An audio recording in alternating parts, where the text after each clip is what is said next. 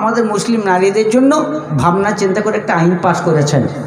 আর সেই আইন শুনে বহু মানুষ খুব খুশি, অনেকেই উৎসব করেছে, কেবলমাত্র আসাদুদ্দিন ওয়েসি বাদ দিয়ে। ওনাকেও যখন সাংবাদিকরা বললে যে আচ্ছা হুজুর বলুন, মোদিবাবু তো 3 তালাকের আইন পাশ করলেন, আর 3 তালাক হবে না, এই আইন শুনে তো সবাই খুশি, আপনার অভিমত কি, আপনিও খুশি? বললেন না না, আমি খুশি হতে পারিনি। আমি খুশি হব সেই দিন যেদিন আমাদের মোদিবাবু বৌদিকে নিজের কাছে আনতে পারবে। অর্থাৎ মোদিবাবু বিয়ে করেছেন সেই শেষ, আজ পর্যন্ত বইয়ের সঙ্গে কোনো সংসব নাই, মেলামেশা নাই, ঘর কন্যা নাই, গুজরাটে পড়ে আছে সে, মোদিবাবু দিল্লিতে হাওয়া খাচ্ছে। আর প্রধানমন্ত্রী যখন হলেন তখন সাংবাদিকরা বললে আপনি কি আপনার স্ত্রীকে নিতে চান? বললেন না। তাহলে মহাপুরুষ নয় তো কি? নিজের বিবির জন্য ভাবে না, আমাদের বিবির জন্যই ভাবে। যারা মহাপুরুষ হয় তারা নিজের কথা ভাবে না। এর জন্য মোদিবাবু বলছেন আমার বিবি উচ্ছন্নে যাক, ওর কথা আমি ভাববো না, আমি শুধু অন্য লোকের বিবিদের জন্য ভাববো, এরা কেন কষ্ট পাবে।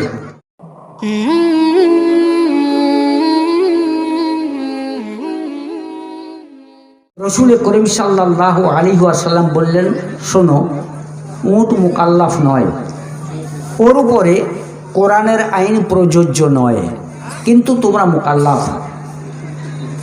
আল্লাহ ছাড়া মানুষের জন্য কাউকে সিজদা করা চলে না। যদি আল্লাহ ছাড়া কাউকে সিজদা করা চলতো, আমি মেয়েদেরকে বলতাম তারা যেন স্বামীকে সিজদা করে। তার মানে স্বামীর মর্তবা অনেক উপরে। এই করে করে আমরা মেয়েগুলোকে এত নার্ভাস করে দিয়েছি। শুনে শুনে ওরা ভেবেছে যে দুনিয়ায় আমাদের কোনো দাম নাই, আমরা বান্দি হয়েই জন্মগ্রহণ করেছি, শুধু স্বামীদের খেদমত করব, ছেলে মানুষ করব এই জন্য, আর ওদের পায়ের তলাতে আমাদের জান্নাত। এই ভেবে তারা নার্ভাস হয়ে গেছে। নারীদের সম্পর্কে আমরা কখনোই বলি নাই যে নারীর কতটুকু অধিকার আছে, কতটুকু মর্যাদা আছে, আর তার প্রতি স্বামীর কতটুকু কর্তব্য আছে। মেয়েরা আমাদের সঙ্গে যোগাযোগ করতে পারে না, যদি পারত ওরাও আমাদেরকে এসে বলতো, মৌলানা সাহেব একটু বলবেন তো স্বামীদের ব্যাপারে, আমার স্বামী বড্ড আমাকে মারধর করে, আর রাত্রিবেলায় যে কোথা থাকে 1:30টার সময় ঘর আসে, তাও আবার নেশা করে, এসেই মারধর, আমার দিকে একদম খেয়াল করে না, একটু বলবেন আজ, এটা তারা বলতো। কিন্তু আমাদের কাছে তারা ঘেঁষতে পারে না বলেই কথাটা বলতে পারে না। আর ওরা বলে না বলেই আমরা শুধু স্বামীদের ওকালতি করেছি, কিন্তু মেয়েদের ওকালতি করিনি। আজ আমি কিন্তু মেয়েদেরই ওকালতি করব। তাদের মর্যাদা কতটুকু, তাদের প্রতি পুরুষের কতটুকু কর্তব্য আছে, এটা আমি বলবো। দেখুন, আজকে নাকি ইসলাম নারীকে মর্যাদা দেয় নাই। হযরত মুহাম্মদ সাল্লাল্লাহু আলাইহি ওয়াসাল্লাম নারীকে মর্যাদা দেননি। আর সেই সঙ্গে মৌলবীরাও, এরা মেয়েগুলোকে সব পর্দায় ভরে রেখেছে, গোদাম পচা করছে গরমে, বাইরে একটু যাবে তো বোরকা পরতে হবে, খেলাধুলো করতে পাবে না, বাজার যেতে পাবে না, সিনেমা দেখতে পাবে না, এইভাবে তাদের উপরে অত্যাচার করছে। সেই জন্যই সরকার এবং কিছু আধুনিক শিক্ষিত মানুষ তারা বলা বলি করছে, লেখালেখি করছে, আইন পাস করছে, ইসলাম নারীকে মর্যাদা দেয়নি, আমরা নারীকে মর্যাদা দেব, আইন পাস করব, পুরুষের সমান তাদের অধিকার, পুরুষ খোলা হাওয়া খাবে, ওরা লাট সাহেব নাকি? নারীরাও খোলা হাওয়া খাবে, পুরুষের মতো এরাও চাকরি করবে, ফুটবল খেলাবে, বাইরে ঘুরবে, সব কিছু এদেরকে অধিকার দিতে হবে। পুরুষ তালাক দিতে পাবে, এরা পাবে না, এদেরকেও তালাকের অধিকার দিতে হবে। বেটা ছেলে 4টে বিয়ে করবে আর মেয়েরা পাবে না, ওদেরকেও 4টে বিয়ে করার পারমিশন দিতে হবে, ইত্যাদি। সেই করে আমাদের প্রধানমন্ত্রী নরেন্দ্র মোদী একটা আইন পাশ করে দিলেন কিছুদিন আগে। তিনি বললেন যে মুসলিম নারীগুলোকে এই মরদগুলো সব 3 তালাক দিয়ে দেয়, মদ খেয়ে আসছে আর 1 তালাক 2 তালাক 3 তালাক ছাড় হয়ে গেল, মেয়েটা আবার ভিক করে খাক, বড্ড যন্ত্রণা। মোদিবাবু বলছেন ওদের যন্ত্রণা দেখে আমার এত ভালো ঘুম হয় না, চিন্তায়, অনেক সময় দুঃস্বপ্ন দেখি, ঘুম থেকে জেগে উঠে আর ঘুম হয় না, মেয়েগুলোকে কি করে উদ্ধার করা যায়, চিন্তা ভাবনা করে দেখলাম তালাকটা তুলে দিতে হবে। এই জন্য আমি 3 তালাকের বিল পাস করলাম, আর তালাক দিতে পারবে না। 3 তালাক দিলেও স্বামীর ঘর থেকে তুমি বেরোবে না। কোন বাপের বেটা তোমাকে বার করা তাই আমি দেখছি, আমি পুলিশ পাঠাবো। 3 তালাক তালাক হবে না। মোদিবাবু এইভাবে নারীদের জন্য, আমাদের মুসলিম নারীদের জন্য ভাবনা চিন্তা করে একটা আইন পাস করেছেন। আর সেই আইন শুনে বহু মানুষ খুব খুশি, অনেকেই উৎসব করেছে, কেবলমাত্র আসাদুদ্দিন ওয়েবসি বাদ দিয়ে। ওনাকেও যখন সাংবাদিকরা বললে যে আচ্ছা হুজুর বলুন, মোদিবাবু তো 3 তালাকের আইন পাস করলেন, আর 3 তালাক হবে না, এই আইন শুনে তো সবাই খুশি, আপনার অভিমত কি, আপনিও খুশি? বললেন না না, আমি খুশি হতে পারিনি। আমি খুশি হব সেই দিন যেদিন আমাদের মোদিবাবু বৌদিকে নিজের কাছে আনতে পারবে। অর্থাৎ মোদিবাবু বিয়ে করেছেন সেই শেষ, আজ পর্যন্ত বইয়ের সঙ্গে কোনো সংসব নাই, মেলামেশা নাই, ঘর কন্যা নাই, গুজরাটে পড়ে আছে সে, মোদিবাবু দিল্লিতে হাওয়া খাচ্ছে। আর প্রধানমন্ত্রী যখন হলেন তখন সাংবাদিকরা বললে আপনি কি আপনার স্ত্রীকে নিতে চান? বললেন না। তাহলে মহাপুরুষ নয় তো কি? নিজের বিবির জন্য ভাবে না, আমাদের বিবির জন্যই ভাবে। যারা মহাপুরুষ হয় তারা নিজের কথা ভাবে না। এর জন্য মোদিবাবু বলছেন আমার বিবি উচ্ছন্নে যাক, ওর কথা আমি ভাববো না, আমি শুধু অন্য লোকের বিবিদের জন্য ভাববো, এরা কেন কষ্ট পাবে। মহাপুরুষ, বিরাট মহাপুরুষ, ভাগ্য ভালো, এরকম প্রধানমন্ত্রী আমরা পেয়ে গেছি। এই জন্যই যে নিজের বিবিকে নিয়ে ঘরকন্যা করতে পারে না, মোদির মা এর জন্য বলেছিলেন বাবা মোদি, তুই আগে চা দোকান করছিলি, ওইটাই ভালো ছিল রে। যে নিজের স্ত্রীকে নিয়ে ঘরকন্যা করতে পারে না, সে একটা দেশ কি করে চালাবে বাবা, তার চেয়ে চা দোকানটাই ভালো করে কর, এটা বলেছিল। তো যাই হোক, অনেকেই ভাবছে নারীদেরকে স্বাধীনতা দিতে হবে। আল্লাহ নবী স্বাধীনতা মর্যাদা কি দিয়েছেন আমি ওইটা এবার সংক্ষেপে বলবো। রসুল করিম সাল্লাল্লাহু আলাইহি সাল্লাম যখন ইন্তেকাল করছেন, তার জীবনের শেষ কথা কী ছিল? আসসালাত আসসালাত ওয়ামা মালাকাত আইমানুকুম, অর্থাৎ তোমরা নামাজ পড়বে, নামাজ পড়বে এবং তোমাদের বাঁধীদের প্রতি লক্ষ্য রাখবে, ভালোবাসবে, সদ্ব্যবহার করবে। এই দুটো উপদেশ ছিল তার শেষ কথা। আর আমরা জানি যে কোনো মানুষের শেষ কথা গুরুত্বপূর্ণ কথাটাই হয়। তো আল্লাহ নবী বললেন নামাজের কথা আর নারীদের কথা, এর চাইতে নারী মর্যাদা আর কি হতে পারে? ভেবে দেখুন, আমাদের সঙ্গে নারীদের মাত্র 5 প্রকার সম্পর্ক হতে পারে।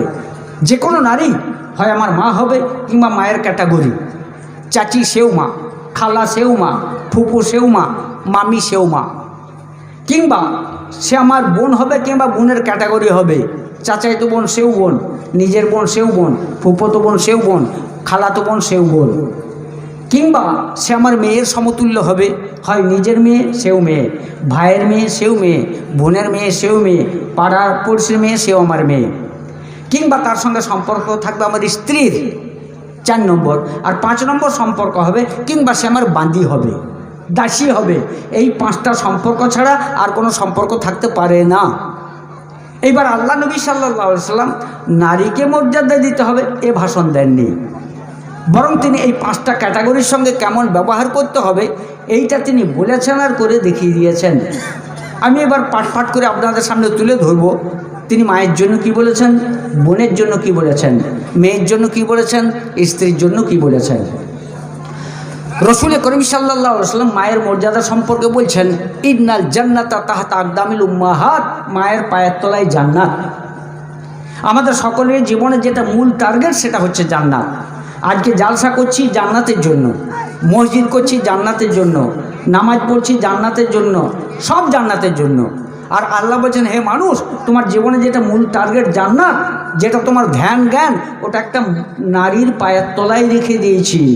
মায়ের পায়ের তলায় মানে নারীর পায়ের তলায়। আল্লাহ নবী তো এটা বলেন নাই যে তোমাদের বাপের পায়ের তলায় জান্নাত, তিনি বলেন মায়ের পায়ের তলায় জান্নাত, আর মা মানেই নারী। এর চাইতে নারীকে বড় মর্যাদা আর কি দেওয়া যায়? রসুল করিম সাল্লাল্লাহু আলাইহি সাল্লাম তিনি মায়ের জন্য বলছেন মা হচ্ছে জান্নাত, আর বাপ হচ্ছে জান্নাতের দরওয়াজা। সাহাবা একরাম বললেন যে ইয়া রাসূলুল্লাহ, আমি কার খেদমত করব? বলবে মায়ের করো। বলে তারপর মায়ের, বলে তারপর মায়ের, বলে তারপর বাপের।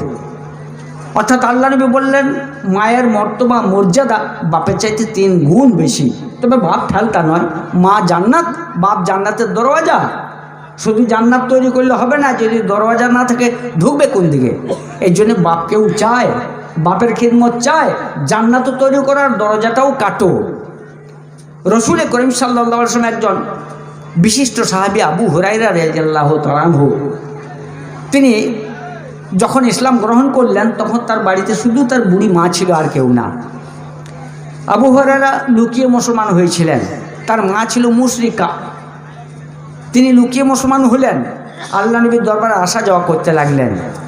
কিছুদিন পর তার মা জেনে ফেললে, যখন জেনে ফেললে তখন আবু হুরায়রাকে গাল দিতে লাগলো, মারতেও লাগলো। আবু হুরায়রা কিচ্ছু মনে করতেন না। কিছুদিন পর তার মা আল্লাহ নবীকে ধরে গাল দিতে লাগলো, এমন কথা বলতে লাগলো যে এই মুখ পোড়া মোহাম্মদ আমার ছেলেটাকে বরবাদ করলে। একথা শুনে আবু হুরায়রার অন্তর খুব লাগলো। তিনি আল্লাহ নবীর কাছে এসে বললেন, ইয়া রাসূলুল্লাহ, আমি যে মুসলমান হয়েছিলাম গোপনে, আমার মা জেনে ফেলেছে। আমাকে গাল দিত, মার দিত, আমি কিছু পরোয়া করতাম না, কিন্তু এখন আপনাকেও গাল দিচ্ছে, এটা কিন্তু আমি সহ্য করতে পারছি না, আমার বড্ড লাগছে। তাই আপনার কাছে একটা পারমিশন চাইছিলাম। মানে বরতলাতেও মোটরসাইকেল রেখে দিয়েছে, ফ্রি স্ট্যান্ডে দিয়ে, আর ওখানে 4 চাকা রাখবে, 4 চাকার রাস্তায় দাঁড় করে নিচ্ছে। আচ্ছা ভাই, ওদিকে বটতলায় যারা মোটরসাইকেল রেখেছেন আপনাদের জন্য স্ট্যান্ড করা হয়েছে, পয়সা লাগবে না, ফ্রি স্ট্যান্ডে রাখুন, আর ওইখানে 4 চাকাগুলো থাকবে। আপনারা মেহরবানি করে মোটরসাইকেলগুলো স্ট্যান্ডে এনে রাখুন, কোনো পয়সা লাগবে না, নিরাপদেও থাকবে। হ্যাঁ, সামনে যারা আছেন চলে আসুন। তো যাই হোক, আবু হুরায়রা বললে, ইয়া রাসূলুল্লাহ, আপনি আমাকে পারমিশন দেন, আমি মায়ের কাছে আর যাবো না, গেলেই গাল শুনতে হবে, আমি সহ্য করতে পারছি না। আল্লাহ নবী বললেন, ওটা আমি পারমিশন দিতে পারবো না, ও তোমার গর্ভধারিণী মা, সে হতে পারে অমুসলিম, কিন্তু ওর পায়ের তলায় তোমার জান্নাত, ওকে তোমাকে খুশি রাখতেই হবে। আর যেহেতু ওকে দেখাশোনার কেউ নাই, তোমাকে বাড়ি যেতেই হবে, ওর খেদমত করতে হবে, তাতে যদি আমার কাছে না আসো তাও কোনো ক্ষতি নেই। আবু হুরায়রা নাচার যেতে লাগলেন, কিন্তু গাল দিনের দিন বাড়তে লাগলো। শেষে একদিন আবু হুরায়রা বললে, ইয়া রাসূলুল্লাহ, আমি আর সহ্য করতে পারছি না, আজকে আপনাকে আমি 2টো অফার দেবো, 2টোর মধ্যে একটা অফার আপনাকে গ্রহণ করতে হবে, একটা অপশন। 1 নম্বর অপশন হচ্ছে এই যে, হয় আমাকে পারমিশন দেন, আমি বাড়ি যাব না, আর যদি বলেন না তার পারমিশন দেবো না, তাহলে আপনি আমার মায়ের জন্য দোয়া করে দেন, আমার মা যেন ইসলাম কবুল করে। আল্লাহ নবী বললেন, ওটা আমি করতে পারি। হাত তুলে বললেন, ওগো আল্লাহ, তুমি আবু হুরায়রা মাকে কবুল করে নাও এবং তাকে কলমা নসিব করো। হাত নামিয়ে বললেন, যাও, দোয়া কবুল হয়ে গেছে, তোমার মা ইসলাম গ্রহণ করবে। আবু হুরায়রা আনন্দে কেঁদে ফেললেন, আর মনে মনে ভাবতেলেন, ইস, এইটা আগে কেন বলি নাই রে, আগেই আমার মা মুসলমান হয়ে যেত। জেনে রাখুন, আল্লাহ নবী সাল্লাল্লাহু আলাইহি ওয়াসাল্লামের দোয়া কখনো ব্যর্থ হয় নাই। তিনি যখন যা আল্লাহর কাছে চেয়েছেন, আল্লাহ তাই দিয়েছেন, 1 আড্ডা বাদ দিয়ে। আল্লাহ নবীর একটা দোয়া কবুল হয় নাই, কোনটা?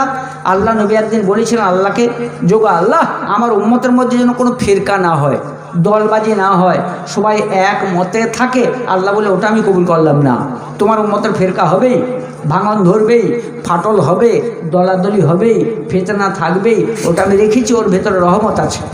এর জন্য দেখবেন আমাদের নানা মজাব, নানা মত, জমিয়তেরও 2টো ভাগ হলো, তবে তবলিগেরও 2টো ভাগ হলো, ভাগের ভাগ, এটা কোনোদিন মিটবে না, এটা থাকবে, এটা আল্লাহর ইচ্ছা। তো যাই হোক, আল্লাহ নবী সাল্লাল্লাহু আলাইহি ওয়াসাল্লামের সব দোয়াই কবুল হতো। একটা মেয়ে ছিল আরবে, মৃগী রোগ ছিল। মৃগী রোগ আমরা জানি, মৃগী রোগ যখন ওঠে তার কোনো জ্ঞান থাকে না, রোগটা যখন ছেড়ে যায় তখন মুখ দিকে লাভ পড়ে। তো এই মেয়েটা হাত পা ছুটতো, হুঁশ থাকতো না, কাপড় সরে যেত, আর কাপড় সরে গেলেই ব্যাজ্যতি হতো। যখন তার ফিটটা ভালো হতো, আশেপাশের লোকরা এসে বলতো, জানো চাচি, জানো খালা, তোমার আজকে রোগটা রাস্তার উপরেই উঠেছিল, আর তুমি ন্যাংটো হয়ে গেছিলে খালা। নিয়ে চাচা এসে আবার ঢেকে দিলে, লজ্জায় মরে যেত, সব বোনাস।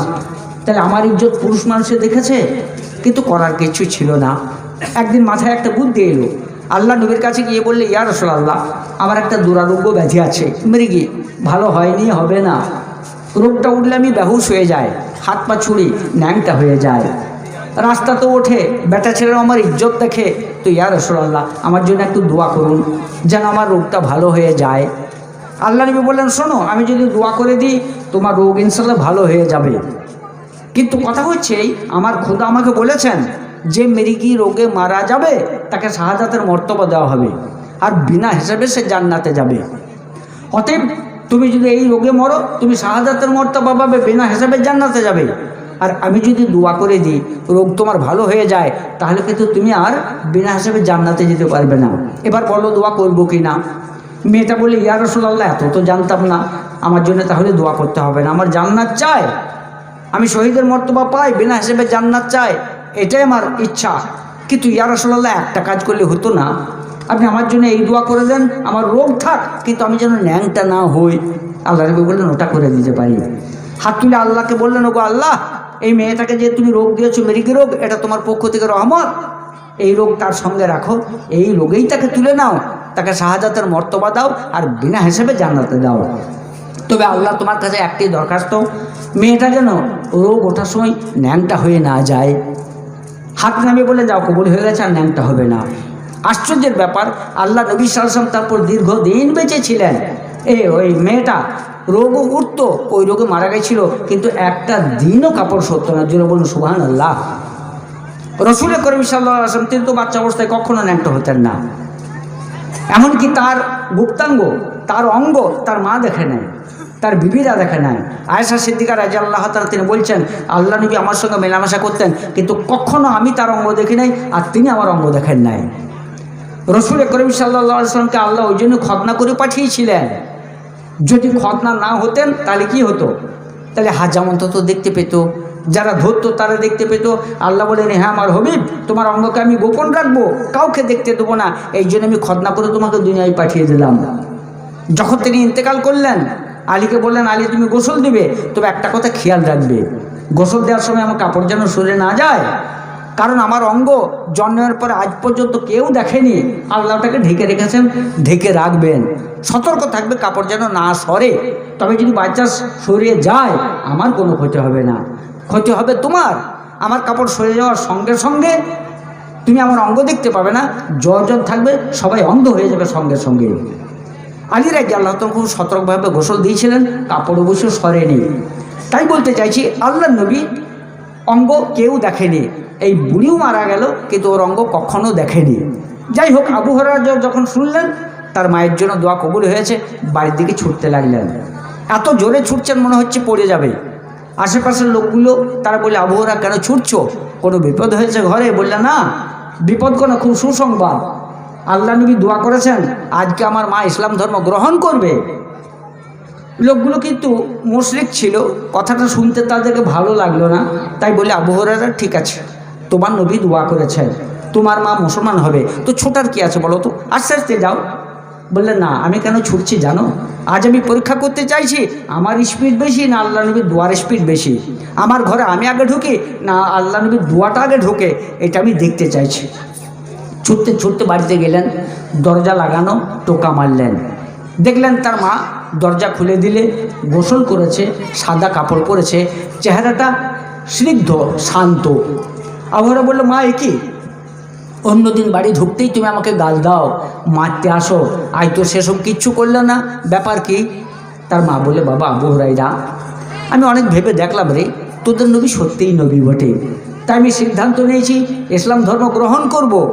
তোদের নবী যদি সত্যি নবী না হতো, ভণ্ড নবী যদি হতো, তুই যখন পারমিশন চেয়েছিলি যে আমি মাকে আর দেখবো না, মায়ের সেবা করব না, মায়ের কাছে যাব না, ভণ্ড হলে বলতো ওখানে যেও না।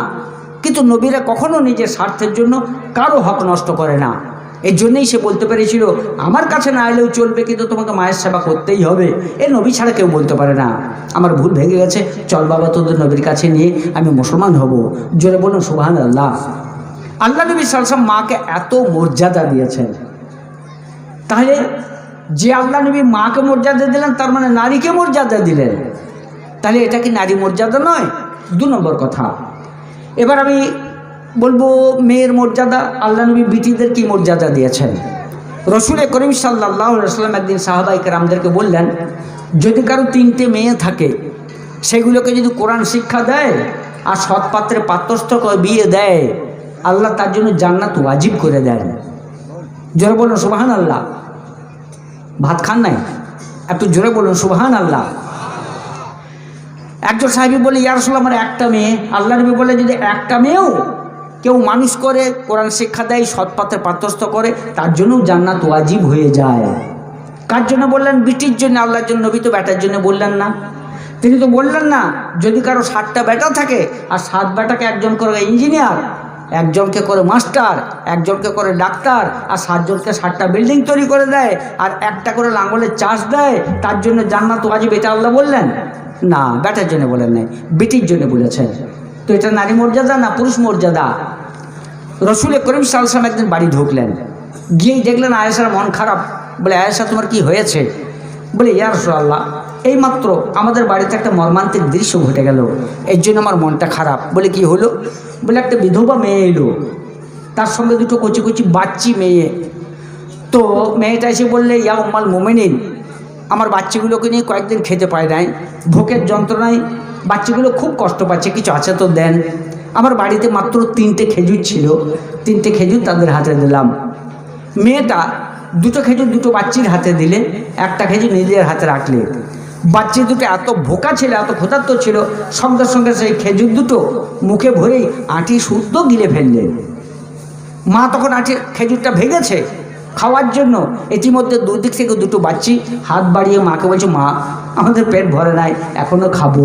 মায়ের মন, সে আর খেতে পারলে না, নিজের খেজুরটা দুভাগ করে 2টো বাচ্চাকে দিয়ে দিলে। ইয়া রাসূলুল্লাহ, এই মর্মান্তিক দৃশ্য দেখবার কলজেটা ফেটে গেল। আমার বাড়িতে আর কিচ্ছু ছিল না, থাকলে তাও আমি দিতাম, এর জন্য মনটা খারাপ। তাই ভাবছি এই মাটা কত হতভাগিনী, আর এই বাচ্চা 2টোর বাপই বা কত হতভাগা। রসুল করিম সাল্লাল্লাহু আলাইহি ওয়াসাল্লাম মুচকে হেসে বললেন, আয়েশা, তুমি ওর মাকে আর বাপকে হতভাগা হতভাগিনী বলছো?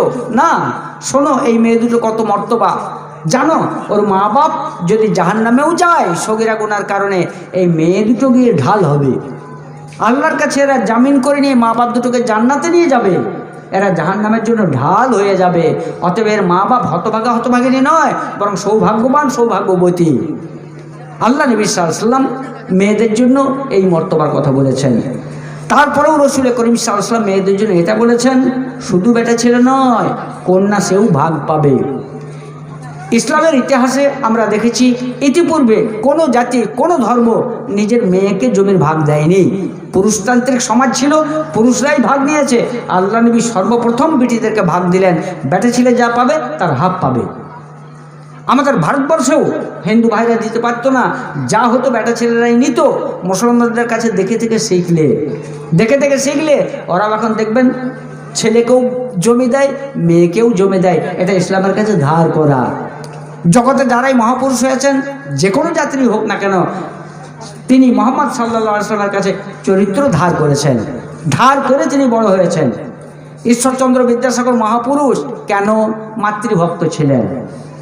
মায়ের জন্য একটা ঘটনা আছে, উনি মায়ের ভক্তির জন্য বিনা নৌকাতে দামোদর পার হয়েছিলেন, সাঁতার কেটে রাত্রিবেলায়, শুধু মায়ের কথাটা রাখার জন্যে।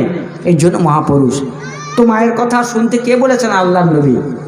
পৃথিবীতে এমন একটা মহাপুরুষ নাই যে আল্লাহ নবী তার চরিত্র না থাকা সত্ত্বেও মহাপুরুষ হয়েছে। খোঁজ নিয়ে দেখুন, যে গুণের জন্য তিনি মহাপুরুষ হয়েছেন, সেই গুণটা মুহাম্মদ সাল্লাল্লাহু আলাইহি ওয়াসাল্লামের কাছে ধার করা। এই যে বিধবা বিবাহ, এটি কি নারীকে মর্যাদা নয়? আল্লাহ নবী সাল্লাল্লাহু আলাইহি ওয়াসাল্লাম বিধবাকে বিয়ে করেছেন, বিয়ে দিতে বলেছেন। এটাও হিন্দু সমাজে ছিল না, এখনও ভালো করে নাই। ঈশ্বরচন্দ্র বিদ্যাসাগর দেখলেন এটা খুব দরকার। 18 বছর বয়স, মেয়েটা স্বামী মারা গেছে, সারা জীবন বৈধব্য যন্ত্রণা ভোগ করবে, এটা হতে পারে না, এর বিয়ে দেওয়া হোক। ঈশ্বরচন্দ্র বিদ্যাসাগর নিজের ছেলের বিয়ে দিলেন একটা বিধবা মেয়ের সঙ্গে, আদর্শ স্থাপনের জন্য, যে দেখো আমি করেছি, তোমরাও করো, বিধবাগুলোকে উদ্ধার করো। এটাও তো নারী মর্যাদা। রসুল করিম সাল্লাল্লাহু আলাইহি ওয়াসাল্লাম বোনকে কি মর্যাদা দিয়েছেন? বোনের জন্য আল্লাহ নবী বলেছেন, ভাইয়ের অর্ধেক ভাগ পাবে, সম্পত্তির ভাগ। ভাই যা পাবে, বোন তার হাত পাবে। আর স্ত্রীর জন্য আল্লাহ নবী কি মর্যাদা দিয়েছেন, একটা খেয়াল করে শুনুন। রসুল করিম সাল্লাল্লাহু আলাইহি ওয়াসাল্লাম তিনি বলছেন, খায়রুকুম লিআহলিহি ওয়া আনা খায়রুকুম লিআহলি। তোমাদের মধ্যে সবচাইতে উত্তম ব্যক্তি সেই যে নিজের বিবির কাছে উত্তম। আর তোমরা খোঁজ নিয়ে দেখো, আমি একটা দুটো নয়, আমার 11টা বিবির কাছে আমি উত্তম, সবারই কাছে ভালো। এটা আল্লাহ নবীর একটা হাদিস। হাদিসের ব্যাখ্যাটা একটু খুব কান করে শুনবেন। এখানে আল্লাহ নবী কি বললেন? তোমাদের মধ্যে ভালো লোক সেই যার বিবি তাকে গুড ক্যারেক্টার সার্টিফিকেট দেয়, বলে আমার স্বামী সত্যিই মহান, সত্যিই ভালো লোক। যদি বিবি ভালো, গুড ক্যারেক্টারও জান্নাতে যাবে। তাহলে এতদিন শুধু আমরা কথা বলেছি স্বামীর পায়ের তলায় জান্নাত, স্বামী রাজি হলে স্ত্রী জান্নাতে যাবে, কিন্তু এটা তো কোনো দিন বলি নাই যে বিবি যদি ভালো বলবে তবেই তুমি জান্নাতে যাবে, আর বিবি যদি বলে খারাপ তুমি জান্নাতে যাবে না। বিবির গুড সার্টিফিকেট তোমার দরকার, তবেই তুমি জান্নাতে যেতে পারবে, নচেত যেতে পারবে না। এটা আল্লাহর নবী বলছেন। নারীদের এই মর্যাদার কথা আপনারা বলিনি। এই হাদিসটা খুব সূক্ষ্ম তাৎপর্য। আল্লাহ নবী কেন বললেন বিবির সার্টিফিকেট সবচাইতে গ্রাহ্য? আমাকে তো হাই স্কুলের হেডমাস্টার সার্টিফিকেট দিয়েছে, গুড ক্যারেক্টার, ভালো চরিত্র। আল্লাহ নবী বলছেন ওটা কোনো দাম নেই, ওটা ভেজাল হতে পারে। রাষ্ট্রপতি গুড সার্টিফিকেট দিয়েছে, ভেজাল হতে পারে। প্রধানমন্ত্রী গুড সার্টিফিকেট দিয়েছে, ভেজাল হতে পারে। রাজ্যপাল গুড সার্টিফিকেট দিয়েছে, ভেজাল হতে পারে। রাষ্ট্রসংঘ, জাতিসংঘ গুড সার্টিফিকেট দিয়েছে, ভেজাল হতে পারে। আল্লাহ নবী বলছে তোমার বিবি যদি তোমাকে গুড সার্টিফিকেট দেয়, ভালো বলে, এটার মধ্যে কোনো ভেজাল নেই, নির্ভেজাল সার্টিফিকেট, সবচাইতে সত্য। কেন? বিবি আমাকে সবচাইতে বেশি ভালো জানে, অন্য কেউ জানে না। মনে করুন আমি বাইরে থেকে 24 পরগনা থেকে জলসা করতে এসেছি এখানে, আপনারা আজকেই হঠাৎ দেখছেন নতুন এলাকা। এইখানে যখন আমি জলসা করতে এলাম, আমি কিন্তু এখানে থাকবো 4 ঘন্টা। সন্ধ্যার পরে ঢুকেছি, রাত 10টায় বয়ান করে আমি বাড়ি চলে যাব গাড়িতে চেপে। আমি এই যে 4 ঘন্টা এখানে থাকবো, এই সময়টা আমি আমার ভালো গুণগুলো তুলে ধরবো না খারাপগুলো? ভালো। আমি যদি ঘরে নামাই না পড়ি তবু এখানে পড়বো, ঘরে যদি তসবিহ না করি তাও এখানে করব। আমি যদি ঘরে মুখ খিস্তি করি এখানে কিন্তু করব না। ঘরে যদি রাগে ফেটে পড়ি এখানে কিন্তু রাগটাকে হজম করব। ঘরে যদি কড়া কথা বলি এখানে কিন্তু খুব মিষ্টি কথা বলবো। কারণ কি, সবে তো থাকবো 4 ঘন্টা, একটা অভিনয় করব, কষ্ট হবে, রাগ হবে, তবু কষ্ট করে সহ্য করব, দম ধরে, যে না বাবা নিজের সুনামটা নষ্ট করলে হবে না, তাছাড়া আর দাওয়াত হবে না। আবার দাওয়াত হবে, সুনাম থাকলে তবেই তো। তারপর আমি যখন বাড়ি চলে যাব, আপনারা বলবেন সত্যিই বাবু মৌলানা নজরুল হক সাহেব এসেছিলেন, একটা মানুষ, মিনি ফেরেস্তা বললেই হয় গো। যতক্ষণ থাকলেন কি মিষ্টি কথা, রাগ আছে একটুকু, কত অমায়িক, কত নম্র, এটা আপনারা বলবেন। কিন্তু যখন আমি ঘরকে যাব তখন কিন্তু আর দমে কুলে হইতে পারবো না, কারণ বিবির কাছে আমি থাকি 24 ঘন্টা, সে আমার সব কিছুই জানে। ওখানে আমি দম ধরে থাকতে পারি না, রাগ হলে ফেটে পড়ি, দরকার হলে মুখ খিস্তি করি। আমার বিবি আমার সব জানে। আমি কত চিটিংবাজ আমার বিবি জানে। আমি মাদ্রাসার চেক মেরে খাই কিনা আমার বিবি জানে। আমি লোকের কাছে টাকা ডুবিয়ে খেয়েছি কিনা, ধার নিয়ে শোধ দিয়ে নাই কিনা, এটা আমার বিবি জানে। আমি কারো জায়গা দখল করে আছি কিনা আমার বিবি জানে। আমার কারো বিপদ করি কিনা আমার বিবি জানে। আমি ধোকাবাজ কিনা আমার বিবি জানে। আমি কত মিছে কথা বলি এটা আমার বিবি জানে। আমার রোজগারটা হালাল না হারাম আমার বিবি জানে। এই জন্য বিবির কাছে কারো ফুটনি চলে না। খুব লক্ষ্য করে দেখবেন, যত বড়ই জবরদস্ত পীর হোক না কেন, জগতের মানুষ সবাই যদি তার কাছে পীর হয়, বউ কিন্তু মুরিদ হবে না। সবাই যদি মুরিদ হয়, বিবি মুরিদ হবে না। বিবিকে যদি পীর সাহেব বলে দেখো কত লোক বড় বড় আলেম তারা আমার কাছে মুরিদ হচ্ছে, তুমি আমার কাছে মুরিদ হয়ে যাও। তুমি বলে বিবি বলে ফুটনি করো না, যাও শয়তানের কাছে মুরিদ হবো তাও ভালো, তোমার কাছে হবো না। আমি কি জানি না তুমি কত বড় মাল? তোমার সব জানি। ওদের কাছে তুমি হুজুর হইতে পারো, আমার কাছে তুমি খেজুর। ওদের কাছে পীর, আমার কাছে তুমি ক্ষীর। আমি তোমার মাথা থেকে পা পর্যন্ত জানি তুমি কত চিটিংবাজ, আর তুমি কত ধোকাবাজ, তুমি কত মাল। ফুটনি অন্য জায়গায় করো, আমার কাছে ওটা চলবে না।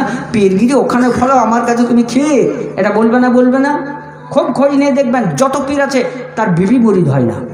খোঁজ নিয়ে দেখবেন, সব জায়গায় মুরলি। আমি জলসা করতে এসেছি এখানে খাতির, একজন লোক বর্ণা ধরে বাথরুমে যাব, সঙ্গে সঙ্গে লোটা ধরে যাচ্ছে, খিদমত করছে। কিন্তু বিবির কাছে যখন যাব ওই খাতির নাই। বরং আমি ঠান্ডায় গিয়ে যদি বিবিকে বলি যে এক কাজ করো, আমাকে 1 কাপ চা দাও না, এই রাত 12:30টায় ঘর ঢুকলাম, ঠান্ডা লেগেছে, বলো সব বকো না, এই ঘুমের সময় এখন হবে না, ঝাড়ি খেতে হয়। বিবির কাছে কারো দাম নাই। আমাদের থানার বড়বাবু যদি শিলারপুর ঢুকে যায়, লোকরা কে কোথায় ছুটবে, ভয়ে কাঁপবে। কিন্তু বড়বাবু কার কাছে কাঁপে বলুন তো? নিজের বিবির কাছে, ওখানে একদম জুজু, ওখানে ফুটনি চলে না। বউকে যদি ওরকম চোখ রাঙাইতে যায়, ও চোখ রাঙিয়ে দেবে, বকো না। তুমি সেলার পরে ফুটনি করে আসছো, মদ খেতে দেবো না, চুরি করতে দেবো না, আর তুমি কত বড় চোর আমি জানি না, তুমি কত বড় বড় মোটা মোটা ঘোষ নাও। এই জন্য বড় বাবির খাতে বিবির কাছে নাই, কারো কাছেই থাকে না। এই জন্য দেখবেন যে কোনো পুরুষ মানুষ হোক না কেন, অন্য জায়গায় তার দাম থাকলেও বিবির কাছে মোটেই মূল্য নেই। এবং বিবি সবচাইতে বেশি ভালো জানে বলেই মূল্যটা দেয় না। সবচাইতে সঠিক মূল্যায়ন একমাত্র বিবি করতে পারে জগতে, আর কেউ করতে পারে না, ছেলেও পারবে না, মেয়েও পারবে না। কারণ মাথা থেকে পা পর্যন্ত তার বিবি সব জানে, চরিত্র জানে। এই জন্য আল্লাহ নবী বলছেন, খাই রকম লেহালিহি ওয়ানা খাই রকম লেহালি। তোমাদের মধ্যে সবচেয়ে ভালো লোক সেই যে বিবির কাছে উত্তম।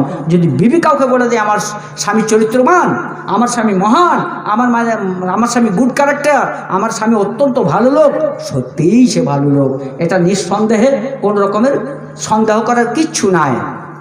এই জন্য আল্লাহ নবী বলছেন, স্বামীরা কান খুলে শুনুন, আপনাদের পায়ের তলায় বিবিদের জান্নাত, আর আপনাদের জান্নাতটা হচ্ছে বিবির সার্টিফিকেটের উপরে। ও যদি বলে যে আমার স্বামী বাটপার, জোচ্চোর, দাগাবাজ, খারাপ, আপনাকে জাহান্নামে যেতে হবে। ওর কাছে ভালো হন, ভালো হবেন তো ইনশাল্লাহ। আমরা তো সবাই নিজের তালেই থাকি। আপনার আগরতল মাদ্রাসায় গেলাম জলসা করতে, একটা কাগজ এলো, কাগজ যে পড়ে দেখলাম লেখা আছে ব্যাংকে যে সমস্ত সুদগুলো পাওয়া যায় কি করব। আমার তো লোক জানা আছে। আমি বললাম প্রশ্ন কে করেছেন একটু উঠুন। এক ভদ্রলোক উঠলো, বললে আমি বলি আপনার ব্যাংকে কত টাকা আছে? বলছে আমার টাকা নাই, আমার পাসবুকই নাই। বলে তাহলে ওটা আপনার কি দরকার? আপনার কি রোগ আছে বলুন, সেইটার ওষুধ দেবো। আপনি কি ব্যভিচার করেন? তার ওষুধ দেবো। আপনি কি ধোঁকা দেন? তার ওষুধ দেবো। আপনি কি নামাজ পড়েন না? তার ওষুধ দেবো। আপনি কি মদ খান? তার ওষুধ দেবো। আপনার কি দোষ আছে ওটা বলুন, পরের দোষ নিয়ে আপনার ঘাঁটাঘাঁটি করে লাভটা কি? এই হচ্ছে সমাজের দশা। কেউ চায় না আমার আত্মসংশোধন হোক, নিজের ভুল সংশোধন হোক, হয় না, শুধু পরের কথা। গা ঢুকবেন, নামাজি ভাইরে বলছে মৌলানা সাহেব নামাজের জন্য বলবেন, তোমার নামাজের জন্য শুনে লাভটা কি? হে, তুমি তো নামাজ শিখে ফেলেছো, এবার তুমি জাকাত দিতে পারছো না, তুমি বলো মৌলানা সাহেব আমি নামাজটা ধরেছি তবলিগ জামাতে গিয়ে। এই বারবার এরকম করো না, আমি তবলিগ জামাতে ঘুরে নামাজটা কোনো রকম শিখেছি, কিন্তু মাল আছে আমার অনেক, জাকাত দিতে পারছি না। কেন যে আমার মালের টেনে ধরছে? আজকে একটু জাকাত সম্পর্কে কেড়ে বলবেন তো, জাকাত না দিলে কি হয়, জাহান্নামে যেতে হয়, কীরকম করে ছাকা দিবে একটু ভালো করে বল না, যেন আমার ভয় ঢুকে যায়, কাল সকালবেলা থেকে জাকাত দিতে পারি, এটা বললে না। ও নামাজ পড়ে বলছে নামাজের কথা বলবেন, আর যে গরিব সে বলছে জাকাতের কথা বলবেন, যে হাজি সে বলছে হজের কথা। তুমি আবার শুনে কি করবে? হে, সবাই চাইছে আমাকে বাদ দিয়ে বলো। যে গরিব সে বলছে জাকাত সম্পর্কে বলুক, সকালবেলায় তাহলে বড় লোকটাকে বলবো কি বললে শুনলে তো। আর যে নামাজ পড়ে সে বলছে নামাজ সম্পর্কে বলুন, যে বেনামাজি তাকে সকালে বলে দেখলে তো কি বললে মৌলভী সাহেব, কান খুলে শুনলে তো। সবাই চাইছে ওর জন্য বলুক, আমার জন্য যেন না বলে, অকে ব্যাজ্যুতি করে ছাড়ুক, সকালবেলায় বলবো কেমন দিলে।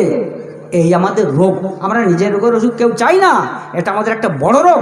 এর জন্য সবাইকে জালসা শুনতে গেলে নিয়ত করতে হবে, আমি আত্মসমীক্ষা করব, আত্মসমালোচনা করব, নিজের দোষ সংশোধন করব।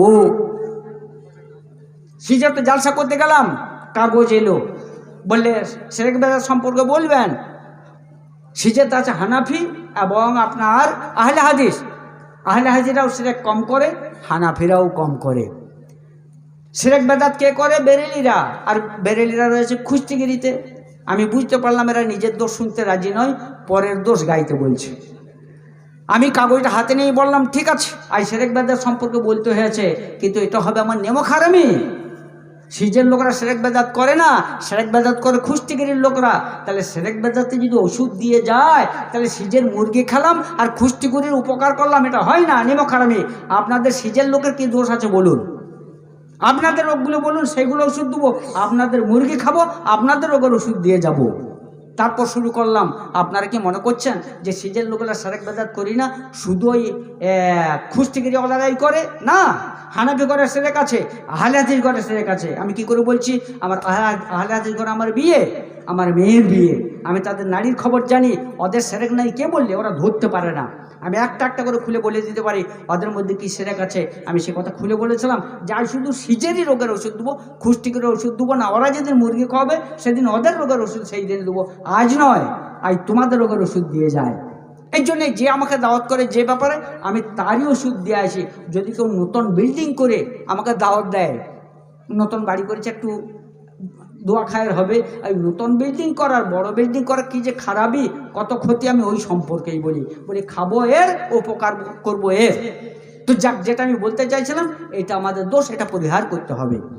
রসুল করিম সাল্লাল্লাহু আলাইহি ওয়াসাল্লাম তিনি নারীকে এইভাবে মর্যাদা দিয়েছেন, দিতে বলেছেন। তারপর তিনি বলছেন, ওয়ানা খায়রুকুম লিআহলি, আমি আমার 11টা বিবির কাছে উত্তম, একটা নয়। আল্লাহ নবী বলছেন আমার 11টা, ও 11 জনের কাছে খবর নিয়ে দেখো, সবাই বলবে ভালো, একজন আমার জন্য বেজার বলবে না। দেখুন, কারো যদি দুটো স্ত্রী হয়, আল্লাহ নবী সাল্লাল্লাহু আলাইহি ওয়াসাল্লাম বলছেন, আল্লাহ বলছেন ফানকিহু মা তাবা লাকুম মিনান নিসাই মাসনা ওয়া সুলাসা ওয়া রুবা ওয়া ইন খিফতুম আল্লা তা'দিলু ফাওয়াহিদা। আল্লাহ কি বলছেন, তোমরা বিয়ে করো, একটাতে না পোষাই দুটো করো, না হয় 3টে করো, না হয় 4টে করো, তার বেশি নয়। তবে সাম্য রক্ষা করবে, সমান চোখে দেখবে। বেনারসি শাড়ি তো দুজনকেই বেনারসি শাড়ি, জবা কুসুম তেল তো দুজনকেই জবা কুসুম তেল। সবারই বাড়িতে এক রাত করে থাকবে, কম বেশি থাকবে না। আল্লাহ নবী সাল্লাল্লাহু আলাইহি ওয়াসাল্লাম বললেন সাম্য রক্ষা করবে। যদি না পারো, খবরদার দুটো করতে যেও না, জাহান্নামে যাবে। আচ্ছা বলুন তো, আল্লাহ নবীর 11টা বিবি ছিল, সাম্য রক্ষা করেছেন। এইরকম একটা পুরুষকে দেখাইতে পারবেন যার দুটো বউ আছে আর দুটো বউই নাম করে? দেখাইতে পারবেন না। একটা বউ বললো আমার স্বামী খুব ভালো, আর একজন বললো পোড়ামুখ, জাহান্নামে যাবে, বলবে। তাহলে দুটো বউয়ের কাছে ভালো হওয়া খুব সংকট। আমরা তো একটা বউয়ের কাছেই ভালো হতে পারছি না গো। মোদিবাবু তো একটা বউয়ের কাছেই ভালো হতে পারলেন না বেচারা। ভালো হলে গুজরাটে রাখবে কেন? আর দুটো বউয়ের কাছে ভালো আরও কঠিন। আর যদি 3টে হয় তো কুড়ুমতাল। আর যদি কেউ 4টে বিবি করে, কি বলবেন, ঘরটা শান্তিপূর্ণ থাকবে? 4টে বিবির কাছে ভালো হতে পারবে না। একদম পোটলা পুটলি নিয়ে কাঁধে নিয়ে বেরিয়ে যেতে হবে। জীবন চেল্লাই চললাম, 3 চেল্লাই নয়, জীবন চেল্লাই। ঘর আর ঢুকবো না, 4 জনাতে তোরা মহরম কর, এটা হবেই। আল্লাহ নবী সাল্লাল্লাহু আলাইহি ওয়াসাল্লাম কি করেছিলেন? 11টা বিবি। আল্লাহ নবী বলছেন আমার 11টা বহু, তোমার 1 2 3 4টে নয়। দেখো, খবর নিয়ে দেখো তো, আলাদা আলাদা করে খবর নাও, কোনো আমার বিবি বদনাম করছে কিনা। আশ্চর্যের ব্যাপার, আল্লাহ নবীর 11টাই বিবি বলেছে এত আদর্শ স্বামী পৃথিবীতে আর হয় না। আয়েশা সিদ্দিকা রাদিয়াল্লাহু তাআলা তিনি বলছেন, আল্লাহ নবী 11টা বিবি, শেষ জীবনে ছিল 9টা বিবি, 9টা রুম, আলাদা আলাদা কামরা, প্রত্যেকের কাছে 1 রাত করে থাকতেন, কম বেশি নয়। সেদিন ছিল আয়েশার বাড়িতে পালি, আল্লাহ নবী এলেন, আয়েশার বাড়িতে শুয়ে গেলেন। শোয়ার পরে আবার উঠে পড়লেন। আয়েশার মনে সন্দেহ হলো, কি ব্যাপার, আজ আমার বাড়িতে পালি, আল্লাহ নবী শুয়ে গেলেন, আবার উঠে গেলেন, তাহলে কি কারো মুখ মনে পড়লো? দেখি কার মুখ মনে পড়েছে। আমার তো আরও 8টা সতীন আছে। পিছন নিলেন গোপনে, দেখি কার ঘরে উনি ঢুকেন। কিন্তু না, দেখলেন আল্লাহ নবী কোনো ঘরে ঢুকলেন না। সোজা চলে গেলেন গোরস্থানে, জান্নাতুল বাকিতে। তারপর জিয়ারত করতে লাগলেন, দোয়া করতে লাগলেন। আয়েশা লজ্জিত হয়ে বাড়িয়ে এলেন, শুয়ে পড়লেন। কিছুক্ষণ পর যখন আল্লাহ নবী এলেন, আয়েশা বললেন, ইয়া রাসূলুল্লাহ, আমাকে ক্ষমা করে দেবেন। বললে কেন? বলে, ইয়া রাসূলুল্লাহ, আপনাকে আমি সন্দেহ করে ফেলেছিলাম। আপনি যখন আমার বাড়ি থেকে বেরিয়ে গেলেন, আমি মনে করলাম আই তো আমার বাড়িতে পালি, তো উঠে কি আপনি অন্য কোনো বিবির বাড়িতে যাবেন? কার বাড়িতে ঢোকেন, এই জন্য আমি পিছন নিয়েছিলাম। কিন্তু দেখলাম না, আপনি গোরস্থানে গেলেন, এই জন্য মাপ চাইছি। আল্লাহ নবী বললেন, আয়েশা, তুমি কি মনে করো আমি কারো হক নষ্ট করব? আয়েশা বললেন, ইয়া রাসূলুল্লাহ, না, আপনি কখনো কারো হক নষ্ট করেননি, আর আজকেও করবেন না, এটা আমি জানি। কিন্তু জানেন, সতীনের সংসার, মন কোনো রকমই মানল না, বলা যায় না, হতে পারে, এই জন্য আপনার পিছন নিয়েছিলাম। রসুল করিম সাল্লাল্লাহু আলাইহি ওয়াসাল্লাম যখন মৃত্যু যন্ত্রণা, আর 4-5 দিন বাঁচবেন, প্রচণ্ড জ্বর, বেহুশ হয়ে যাচ্ছেন। আল্লাহ নবী আলীকে ডেকে বললেন, আলী, এক কাজ করো, তুমি একটা লিস্টি তৈরি করো, কারণ আমার নিয়ম প্রত্যেক বিবির বাড়িতে 1 রাত করে থাকা, 2 রাত থাকা, কারো বাড়িতে 2 রাত, কারো বাড়িতে 1 রাত, এটা হতে পারে না। তো এখন আমি জ্বরাক্রান্ত, বেহুশ হয়ে যদি কোনো বিবির বাড়িতে 2 রাত থেকে যায় আর কারো বাড়িতে 1 রাত হয়ে যায়, কম বেশি হয়ে যায়, গুনাহ হয়ে যাবে, আমি পাপী হয়ে যাব। তাই লিস্টটি ধরে যার বাড়িতে পালি তার বাড়িতে আমাকে পৌঁছে দেবে, কারো বাড়িতে যেন 2 রাত আমি থাকতে না পারি। জোরে বলুন সুবহানাল্লাহ।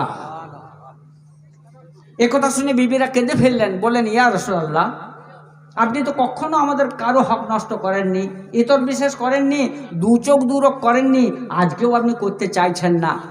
কিন্তু আমরা বুঝতে পেরেছি আপনি আর বেশি দিন বাঁচবেন না, আল্লাহর কাছে আপনি চলে যাবেন, হয়তো কটা দিন থাকবেন অসুস্থ শরীর।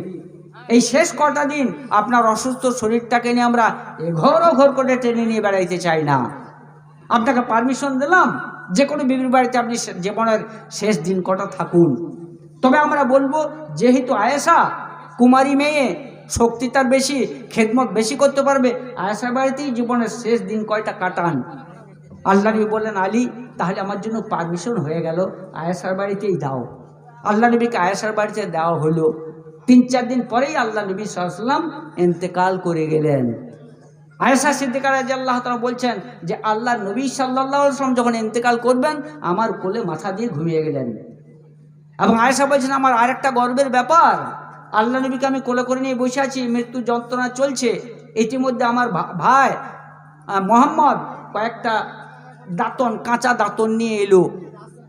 আল্লাহ নবী সেই দাঁতনের দিকে তাকাইতে লাগলেন, মেসোয়াক। আল্লাহ নবী খুব দাঁতন করতে ভালোবাসতেন। তো আমি বুঝতে পারলাম, আল্লাহ নবীকে বললেন, ইয়া রাসূলুল্লাহ আপনি কি দাঁতন করবেন? উনি ইশারায় বললেন হ্যাঁ। আমি আমার ভাইয়ের হাত থেকে কাঁচা দাঁতনটা আল্লাহ নবীর হাতে দিলাম। আল্লাহ নবী তখন চিবানোর ক্ষমতা নাই, আমার হাতে ইশারায় দিয়ে বললেন দাঁতনটা চিবিয়ে দাও। আমি সেই দাঁতনটা চিবিয়ে দিলাম। তারপর আমার এঁঠো দাঁতনটা আল্লাহ নবী হাতে নিয়ে নিজে দাঁতন করলেন। এবং এইটা আল্লাহ নবীর শেষ দাঁতন। আর এই জন্য আমার একটা দিক দিয়ে কেবল 1 পয়েন্ট গৌরব বেশি আছে। জীবনের শেষ মুহূর্তে আল্লাহ নবীর লালার সঙ্গে আমার মুখের লালা মিশে গেছে, এই গৌরবটা আর কোনো স্ত্রী অর্জন করতে পারে নাই। বলুন সুবহানাল্লাহ। আয়েশা সিদ্দিকা রাদিয়াল্লাহু তাআলা তিনি বলছেন যে এটাও আল্লাহ নবী আমার একটা ঋণ শোধ করে গেলেন মৃত্যুর পূর্বে। সেটা কি, একদিন আল্লাহ নবী সাল্লাল্লাহু আলাইহি ওয়াসাল্লাম দাঁতন করলেন। দাঁতন করার পরে আমার হাতে দাঁতনটা দিয়ে বললেন, আয়েশা তুমি দাঁতনটা ধুয়ে রেখে দাও। আমি বললাম, ইয়া রাসূলুল্লাহ আমি যখন সুযোগ পেয়েছি ছাড়বো না, আমি দাঁতন ধোয়ার আগেই আপনার ওই এঁঠো দাঁতন নিয়ে আমি দাঁতন করব, তারপর এটা রাখবো। আমি আল্লাহ নবী সেই এঁঠো দাঁতনটা নিয়ে দাঁতন করলাম, দাঁতন করে তারপর ধুয়ে রাখলাম। আল্লাহ নবী সাল্লাল্লাহু আলাইহি ওয়াসাল্লাম শেষ জীবনে আমার সেই ঋণটা শোধ করলেন। আমি তার এঁঠো দাঁতন নিয়ে দাঁতন করেছিলাম, আল্লাহ নবী আমার মুখের এঁঠো দাঁতন নিয়ে সেই দাঁতন করে আমার ঋণটাকে পরিশোধ করে দিলেন। তিনি কারো কাছে কখনো ঋণে থাকতেন না। বলুন সুবহানাল্লাহ। সুবহানাল্লাহ মুখে বেরোচ্ছে না। বাংলাদেশের বক্তৃতা শুনছেন নেটে, এত সুবহানাল্লাহ কখন বলতে হয়, আলহামদুলিল্লাহ কখন বলতে হয়, বলতেও জানেন না, আর কি বলার আছে। তো যাই হোক, আল্লাহ নবী সাল্লাল্লাহু আলাইহি ওয়াসাল্লাম এইভাবে তিনি নারীকে মর্যাদা দিয়েছেন। শুধু নারী মর্যাদা নয়, আজকে যারা নারী মর্যাদা করে ফুটনি করছে, আল্লাহ নবী সাল্লাল্লাহু আলাইহি ওয়াসাল্লাম স্লোগান দেননি, আইন পাস করেননি, তিনি বাস্তব জীবনের মর্যাদা দিয়ে দেখিয়ে দিয়েছেন। বলছেন ফুটনি করতে হবে না, আমার মতো মর্যাদা দে। কি মর্যাদা দিয়েছিলেন? আল্লাহ নবী সাল্লাল্লাহু আলাইহি ওয়াসাল্লাম যখন 25 বছরের টকবগে যুবক, যখন আল্লাহ নবীর কাছে অফার আসছে, আরবের সেরা মেয়েকে তুমি যদি বিয়ে করতে চাও বিয়ে দেবো, আল্লাহ নবী সাল্লাল্লাহু আলাইহি ওয়াসাল্লাম কোনো অফার গ্রহণ করছেন না। তিনি বিয়ে করলেন তখন একটা মেয়েকে। মেয়েটার নাম কি ছিল গো? খাদিজা। মেয়েটার বয়স কত ছিল? 40। তার মানে আল্লাহ নবী 25, যুবক, টকবগে যুবক, আর খাদিজা 40, তার মানে বুড়ি। শুধু বুড়ি ছিলেন না, আবার বিধবা, ডবল বিধবা, 2 বার স্বামী বিয়ে হয়েছে, স্বামী মরে গেছে খুঁত। আবার শুধু বিধবা তাই নয়, 3টে ছেলের মা। আল্লাহ নবী তাকে বিয়ে করলেন। আর ওই মেয়েটাকে নিয়ে তিনি জীবনের 25টা বসন্ত, 25 বছর কাটিয়ে দিলেন, আর কোনো বিয়ে করেননি। আল্লাহ নবী যখন বয়স 50 হলো, খাদিজার তখন বয়স আপনার 65। তার মানে আল্লাহ নবী বুড়ো, আর খাদিজা তখন ঝুড়ঝুড়ে বুড়ি। তখন তিনি ইন্তেকাল করার পরে আল্লাহ নবী 50 থেকে 63, 13 বছরের ভেতরে আরও 10টা বিয়ে করেছিলেন। আল্লাহ নবী জগৎকে দেখিয়ে দিলেন, আমি নারী লোভী নই, মেয়ে লোভী নই, আমি 11টা বিয়ে করেছি তোমাদেরকে শুধু দেখানোর জন্য, আদর্শ স্থাপনের জন্য। আমি যদি লোভে বিয়ে করতাম তো যৌবনকালে করতাম, আমি আমার যৌবনটা শেষ করে দিয়েছি একটা বুড়ি মেয়েকে নিয়ে, তোমরা দেখো।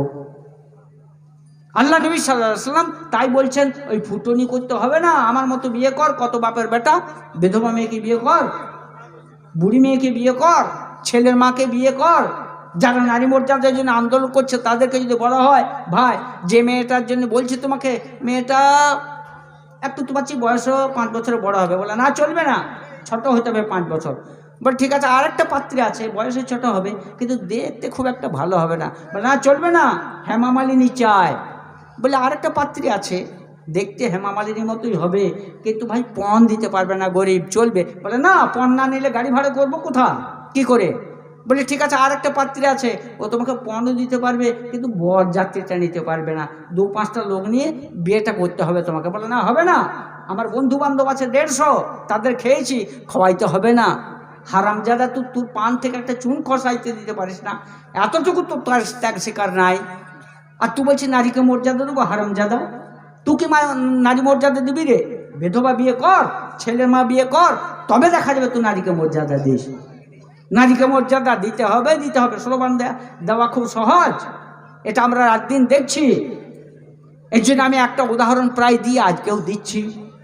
দেখবেন সমাজে একটা রেওয়াজ আছে, রেওয়াজ কি? চিনি পড়ার রেওয়াজ। মৌলবীদের কাছে মেয়েরা যায়, ওঝাদের কাছে যায়। আমারও ওই ব্যবসা আছে, অনেক নারী আসে, গিয়ে বলে মৌলানা সাহেব একটু চিনি টিনি পড়ে দেন। আমার স্বামী আমাকে মোটেই ভালোবাসে না, জানি না আর একটা কর্ড লাইন আছে নাকি। সেই রাতে 12:30টায় ঘর ঢুকে, আমার দিকে কোনো ভ্রুক্ষেপ নাই, একটুকু যেন মনের টানটা হয়, ভালোবাসে, চিনি পড়ে দেন, পড়ে দিই, কাজেও লাগে। তো আচ্ছা বলুন তো, আপনাদেরকে প্রশ্ন করবো, উত্তর দিতে হবে। আজ পর্যন্ত কোনো মৌলবীর বউ চিনি পড়া নিয়েছে কি? হাফিজ সাহেবের বউ, কারি সাহেবের বউ, মুফতি সাহেবের বউ কোনোদিন চিনি পড়া আনতে গেছে?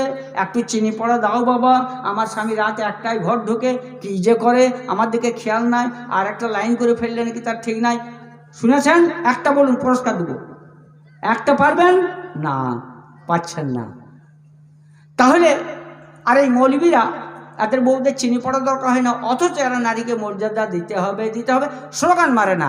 আর স্লোগান যারা মারে, ওদের বউদের চিনি পড়া দরকার হয় রাত দিন। আমার রোডের ধারেই বাড়ি, বহুদিন আগেকার কথা বলছি, তখন বামফ্রন্টের আমল। একটা মিছিল যাচ্ছে, একজন নেতা হাত লেড়ে বলছে নারীকে মর্যাদা দিতে হবে। তখন তারা ঘর থেকে বার করছিল মেয়েদেরকে, এই চাকরি করো, ইয়াই করো, স্বনির্ভর দল করো, হেনা তেনা, নারীকে মর্যাদা দিতে হবে। ঘর থেকে রাটা শুনে আমার মনে হলো চেনা। বলে দেখি রে মহারত্নটাকে বটে। বাইরে গিয়ে দেখছি, ও বাবা, এরই বউ গতকাল আমার কাছে চিনি পড়ে নিয়ে গেল। আমার মনে হলো যাই হারামজাদার কলারে ধরে বলি, হারামজাদা, দেশের নারীকে মর্যাদা পরে দিবি, বউটাকে মর্যাদা দে। কালকে তোর বউটা এসে আমার কাছে চিনি পড়া নিয়ে গেল, তাকে তুই দেখিস না, রাত দুপুরে ঘর ঢুকিস। মনে হলো কিন্তু ধরতে পারলাম না। কারণ কি? যদি ধরি, ঘরে গিয়েই 3 তালাক। হারামজাদের বিটি, তুই গিয়েছিলি মৌলবীর কাছে, সব বলেছিস, তোকে না চলবে, 1 তালাক 2 তালাক 3 তালাক।